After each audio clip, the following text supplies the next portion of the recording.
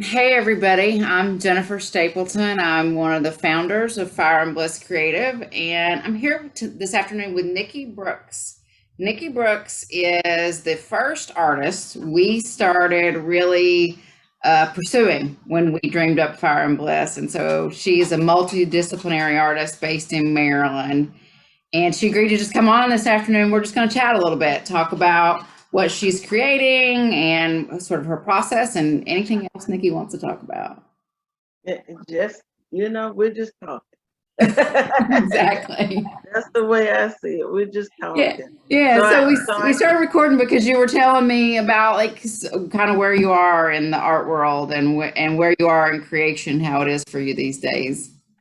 well, so morning, after morning discourse, a new direction started to come about, and I guess for purposes, I should share my screen, Yeah, let's right? do it. Hold on, let me make sure I have it on. I'll do this. I'll do the still shot of Miss K and her daughter. There we go. Because I think that's a powerful image. So, if it's okay, I'll keep you in the screen because I don't know. I have this thing about seeing people's faces. Sure. No, Um, that's fine. so after the actual filming and making of Morning Discourse, Mm-hmm. I felt like my hand sort of lifted off of my like two-dimensional space, Mm. and it truly went into space. And now I'm dealing with making art with the space in my thoughts, you know. Mm-hmm. Yeah. So I'm in this interesting place of my hand still craves uh, to work, but now it's like, I don't know, an interesting intersection happening inside of me. Like a perfect example today was, I went on this walk, I'm out here walking today, and I had in my pocket my ID. I made sure before I left out of this Airbnb out, I walked out, with this ID in my pocket. And that was me thinking subconsciously about my body as a Black person, as a Yeah. Black woman walking out into space. And so I'm going out, walking, and I pass this house. Uh, two white people walk really fast past me, and then they hang a left one way, and then I decided I was gonna walk towards the water, and then I was like, no, I need to hang a right. And I thought in that moment that was an interesting interaction with my own body, the way I kind of suppressed my wanting and joy of turning left to go to the water. And that's kind of like how my process has been in my artwork. Like, so, this still shot of, the dancers, Miss K and her daughter, are like perfect. Like, the body and space is something that I've been thinking about, in terms of work, you know, in terms of trying to use my body and space to get the messages out about, to try to teach without necessarily doing, teaching in the way that is tasking and labor intensive of what, if I can say whiteness asks of Black people every Mm-hmm. day. Mm-hmm. So uh, yeah, I just been in this place. And so there's a couple of pieces there's one, I don't know if I don't even know if I have Angela Davis.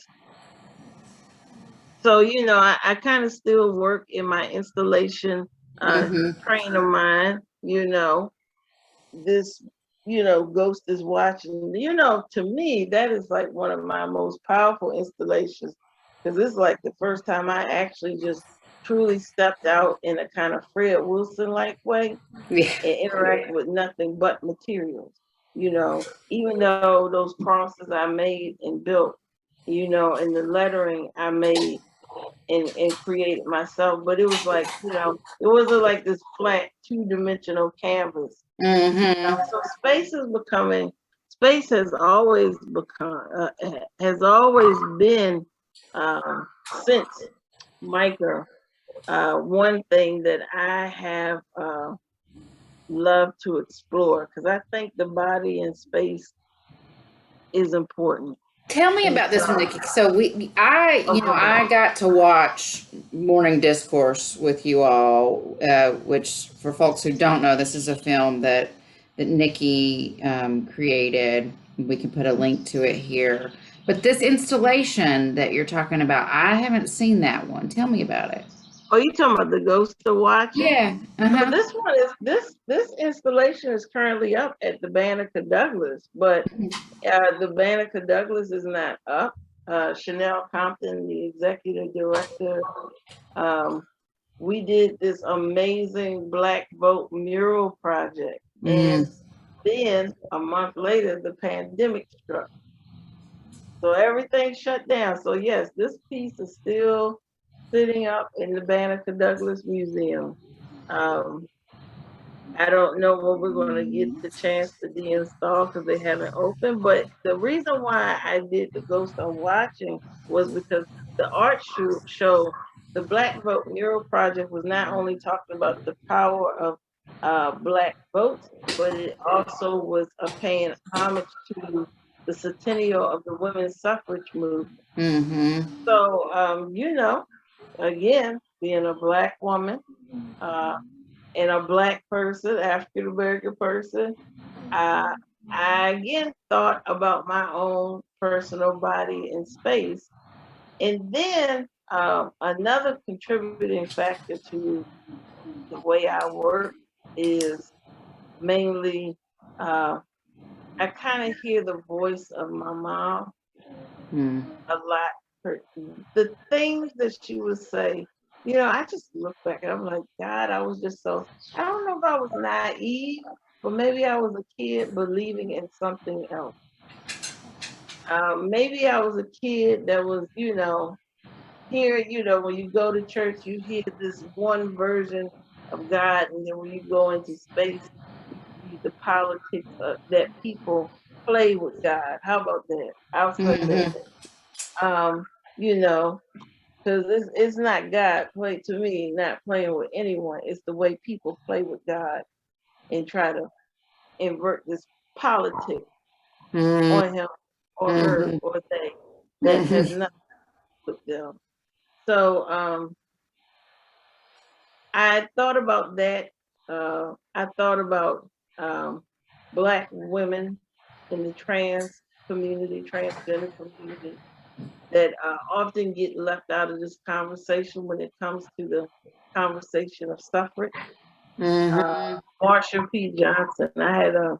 You know, I had an interesting. I'm a big documentary person, and to actually watch that on Marsha P. Johnson was just very impactful. But also, as a Black cisgender lesbian woman, it made me feel really bad how our community, lesbian and gay, mistreated the transgender community. Right. And so from that point on, I said, well, I'm not gonna overstep my bounds and try to speak for them, but Right. how do I show them allyship and sisterhood? And like, I see you. We are all, God's children. We are all children, if so to speak. And so, oh, I'm sorry, someone distracted me coming up the steps. It's all And right. so, yeah, that's why I thought it was important to. Now, the crosses actually came from an original show came from an art show called Between Ourselves. Oh, hold on one second. Yeah, I'm sorry. It's okay. Between ourselves and in between ourselves, I was really like having a questioning of faith and Christianity in Mm-hmm. the Between Ourselves show. And it was a conversation. It was a conversation that was meant and designed for us as Black people between one another, the ways in Mm-hmm. religion had harmed. But I did notice that the things that I created and used could be placed in other spaces and still hit on the same content. So I took pieces from the Between Ourselves art show and incorporated it in the Ghost are Watching. So when I think about the ghost, I think about, like, the spirits of my mom and my grandma, uh, Mm-hmm. the countless cisgender lesbian women like me, the Black women like me. Mm-hmm. Uh, this piece was based on the unseen, the unheard. Well, yeah, the unseen and unheard. And it just so happened that my niece, my little niece, Yeah. oh my God, baby, was in the building. And Yeah. that was like the perfect, the way she was sitting, the way she was just there, carefree under the word present, like Mm-hmm. makes a powerful statement about the future Black women uh, in this world. Yeah, that's amazing. It So when I reminds say, me sort of how that shot reminds me of how that Kamala Harris's nieces were at the inauguration, or mm-hmm, you know what I mean? They were just like this like beautiful little child in this historical moment, but they're kind of not getting the magnitude of it all. They're just having a good time. It's just they're just kind of being present, and just being there. yep, Yeah. and that's that's the existence. To me, that's Black joy. Yeah. That's the familiar. Like, that is just us existing and being in our space and time. You Yeah. know. And Well, and so, I want to talk a second about you're bringing up Black Joy, reminded me of to talk a little bit about Social Art Box. Uh, oh yeah. yeah, so I know your wife, Amena, Uh-huh. and have gotten to know her better since she's come on as an advisor to Fire and Bliss, um, and have been a patron of your Social Art Box now for probably 4 or 5 months. Um, Oh yeah.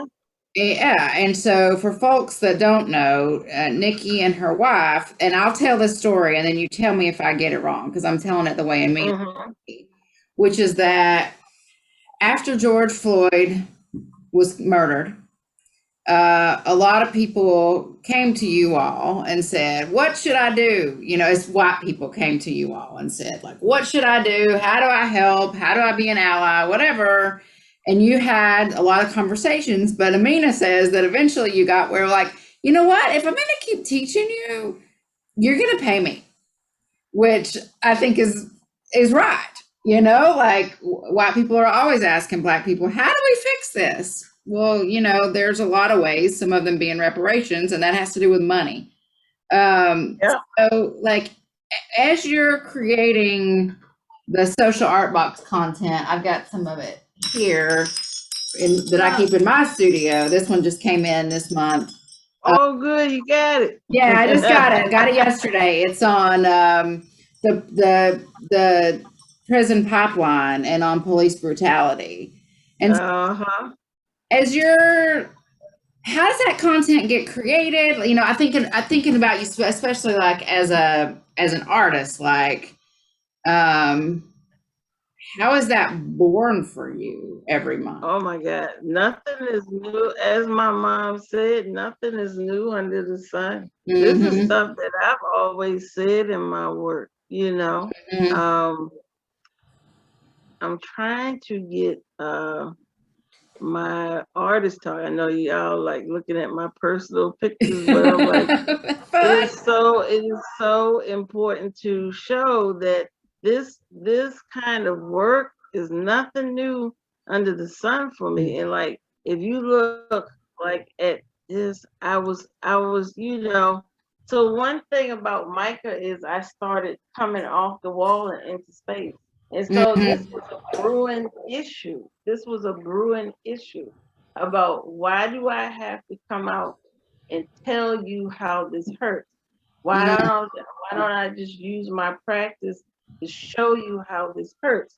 So Mm-hmm. like, it was already started. It was started with Sandra Bland. You know, Yes. this is the piece that I did called Kitchen Table Conversation. Mm. And on that table at that time, I had written about 508 names of Black people that have been killed unarmed by the police. And so that's a lot. And so in the showing of it, we had dinner over those bodies. So it was like Mm. sitting over an obituary. But Mm. look who's there. Look who's present. There's I mean, this is, I call her Aunt Mina, Uncle Calvin, but that's a perfect shot of them showing the comfortability of what we're used to. Look at, I was like looking at the plates. Look on their plate and look on everybody else's plate. Like there's a Mm-hmm. comfortableness because this is the everyday. And Right. I thought it was important for them. It was, man, it was divine. It was divine that they came to the art show. And it was divine that the white people that came and interacted with them got to see a level of experience and wisdom and storytelling that I couldn't give them.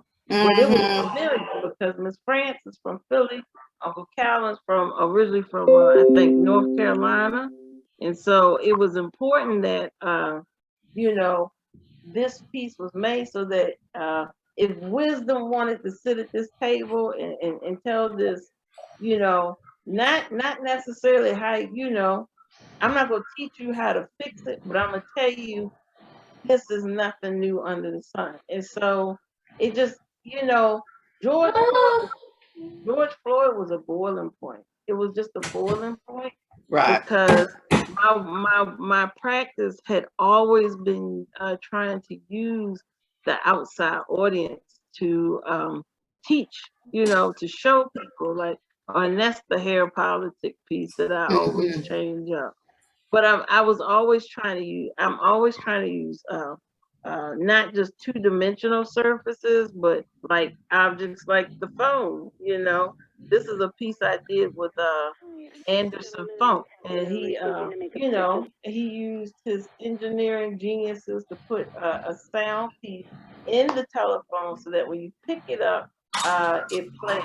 But this is the only reasonable still shot I could get, but the sound piece is on there. I don't think I've ever put that on.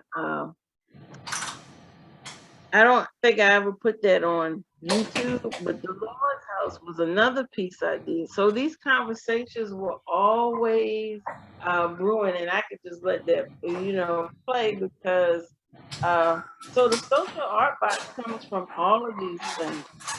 And then after the thesis show, we had a Sunday dinner talk because we needed people. I wanted people, I wanted to use this illusion of comfort to get people to come into the space, and especially white people to come into the Mm-hmm. space. Oh yeah, this looks nice. This looks nice, and I like all the aesthetic on the wall. Oh, that's so beautiful. But when you get up close to these things, like this was a piece that was in the space and it was on the Mm. TV. But the Right. way I had it fixed was like these two comfortable chairs, a nice flat screen, and you thinking, oh, I'm just looking at the Church of Notre Dame burning. Why is why am I doing it? So the Sunday dinner talks was a way to get the audience to interact in Blackness, in my space, Yes. being in my space and sitting inside of my gaze. Like really, or sitting inside of my storytelling, or sitting inside of my mama's storytelling, you Mm-hmm. know. And see, that's, then you get, I really like this piece. I really never like sat down and really talked about this piece, but look at it, it was, you saw all of the millions of people out there like, oh my God, Notre Dame is burning. But then Mm-hmm. you see this black church on fire, and it's just the firemen, just the firemen. And so I thought it was important to give this timeline of Mm. how how many black churches were taken down because Yeah. of racism. Right. So you tried to take, not, you try to take down the religious parts of us. It's like we can't even exist through spirituality and God. And so I thought those conversations were important to explore. So this piece of show really like was a combination of all these thoughts that were coming out into space. Um, and then the dinner talks happened, and then um, you fast forward down, and George Floyd happens, and I think it was that inflection point of I'm sick and tired. I'm sick and tired. Reparations now. I'm tired. We need some sort of repair. Everyone keeps saying, why does this keep happening? It's going to keep happening because there's no facilitation of repair. And me and Amena were in here yesterday listening to this interesting Kimberly Crenshaw Mm-hmm. TED talk, and she was talking about uh, the weight of time, and how time for Black people is a heavyweight, and like we don't control time. Whiteness has always controlled time. So that's that's uh that's basically where how fast forward the social art box. George Floyd happened, and then our white friends started sending reparation gifts because they started sending gifts from the blue. Like, Yes. I don't even drink coffee, but I got coffee, and I was like, thank you. But the thing about is it's best to ask the people who have been hurt, what do they want? Mm-hmm. And I think for most of us as Black people is, not just equity, but in order to get to equity, you got to repair this problem that you created. You Well, and have to don't you repair. think, Nikki? I mean, sorry to interrupt you, but like when you look at this list scrolling here of all these churches, it feels to me like Yeah. part of part of what will heal us is truth telling, in that Yes. we have not reparations are necessary, and they're way overdue. But I think about like the Truth and Reconciliation Commissions in South Africa, and there was a Mm-hmm. Reconciliation Commission in Greensboro, South Carolina, after incidents there, and it's like we as a country aren't even telling the truth. Like we aren't even like acknowledging the the harm that has been done to Black bodies for hundreds of years in this country, and that is still being done. Um, Mm-hmm. like we don't. You have to even start there with what's. It's like this collective amnesia that we're all asked to play a part in. Um, Right. and we have this collective amnesia, and then people throw up their hands and say, why does this keep happening? Well, because we were a country founded on brutality. That's why it keeps happening, and we haven't cleaned it up in any real way. If you want to, so if my the one thing I was thinking about was I recently watched Exterminate All the Roots on HBO. Mm-hmm. My art show, my thesis show, was the nice way of telling you how they wanted to exterminate all the roots. They did it through food. Killed us. They killed us through food. And, they killed us through religion and spirituality. That's my show is the comfortable way of Mm-hmm. telling you the many ways Black bodies have been harmed. And so when you were in this space, it was like inviting, right? It looks like an apartment. Yeah, And you totally. I don't come want to go sit there. Right. right, this live space, but exterminate all the roots was polar opposite Mm. of my art show. It was polar opposite as in brilliant. Like it was more didactic. It was more brutal up front. And there's something in there, I think, where the director says, it's not that you haven't known, you've always known. It's like, it's Mm. like the thing you wish not to see. Yes. And so my thing I say to my white audience, I feel social art box should be bigger. I think it should be, I hope that it is my deepest hope because I see the social art box as a humanitarian act. Mm-hmm. And everybody is like, you remember that movie Pay It Forward, where you pay it forward Right. generosity?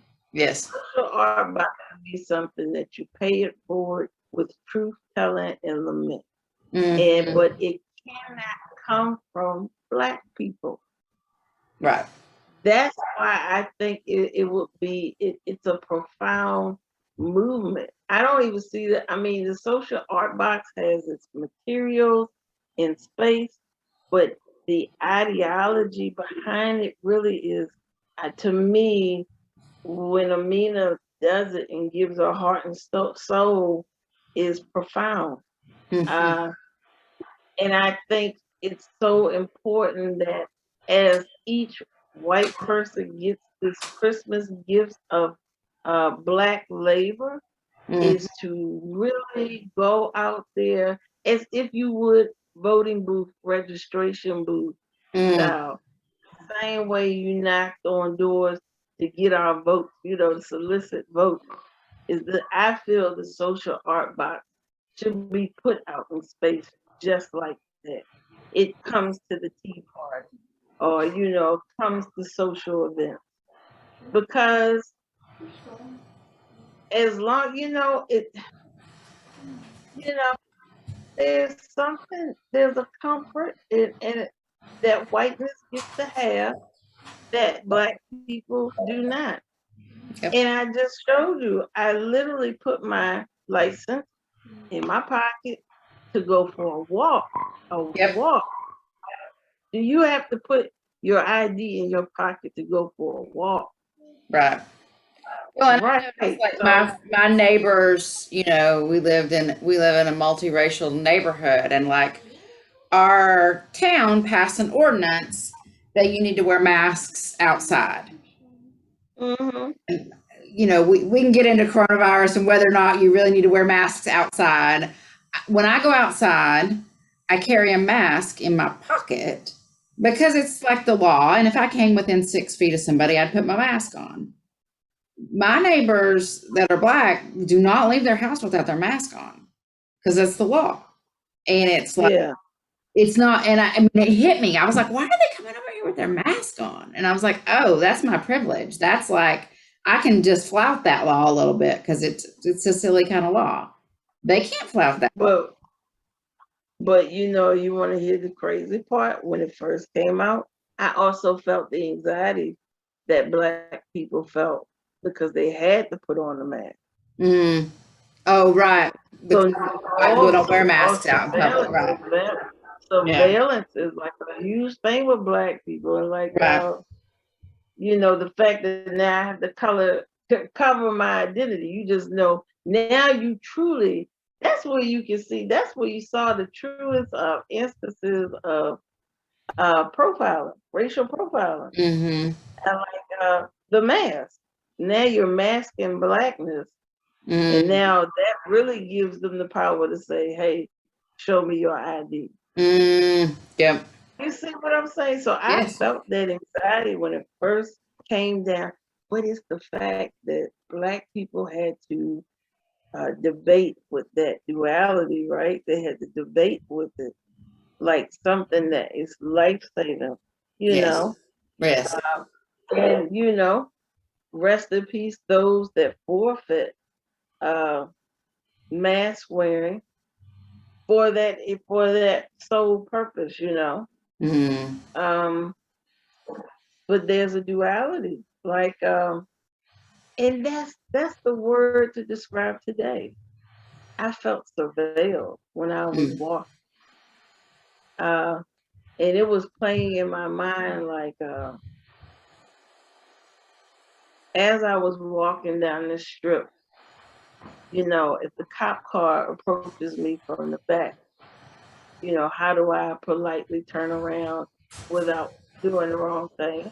Right. And if the cop approaches me from the front, but the fact that I was sitting there, not sitting, walking and processing this in space while walking was very intensive, very laboring, and very emotional, impacting. And And I was like, you're processing like when you're on a vacation at the beach. You know what I mean? You're not at a protest. You're not at a moment where you're like choosing to put yourself in what? various situations. This is vacation at the beach, you know? But that's a reality for those who are conscious of it. And so I often, you know, there's then you have the Tim Scotts of the world that play into this, and I question it. So I'm like, why do y'all do such things when you know when he himself has talked about being racially profiled as a Black congressman coming in to do his job, and then you say that you know racism, America's not a racist country. The foundations, institutional, and principles are built around racism. Right. They weren't. The Constitution really didn't have us in mind. Right. Neither did Jim Crow. That's why I did that sign. Jim Crow never had us in mind. Like he never had me in mind. But guess what? I'm present. Sign me, you know, I'm present. I'm here. Well, and that's what I love about your art, is you're here. Like you're going to continue to express and like say what you need to say and like say it powerfully in the world. And in a way that still invites white people to come and learn, you know, like that's very, very generous to even invite us to sit at the table and sit at that table we're looking at right now and see your world. That's really commended. It's intense. It's intense. Yeah. It's intense. That's all I can say. All right. Well, I'm gonna wrap this recording up. But when folks want to find you all and find your work, it's nikkibrooksart.com. Is that right? And socialartbox.com. Yes, definitely. Well, this is the Social Art Box page.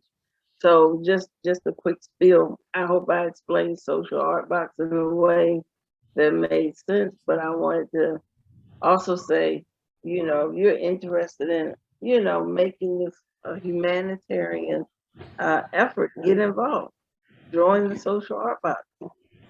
Use your voice. Everyone, you know, that's what you can do. Like, everyone's asking, what can I do? Get involved. Like, invest in the materials.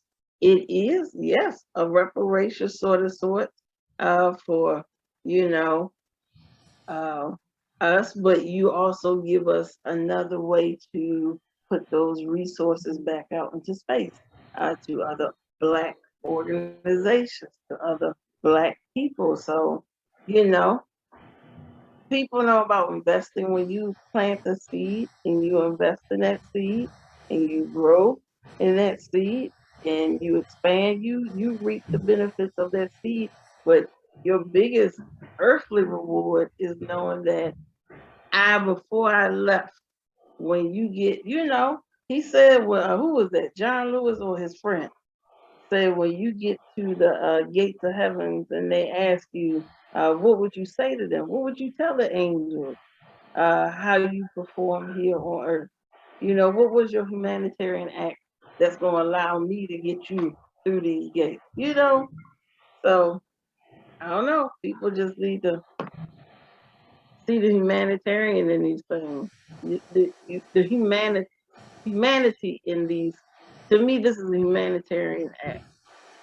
I think it is a humanitarian, and I think it is a humanitarian act that is not just something that white people do on behalf of Black people, like, quote, for Black people, because it is our humanity that is in question here.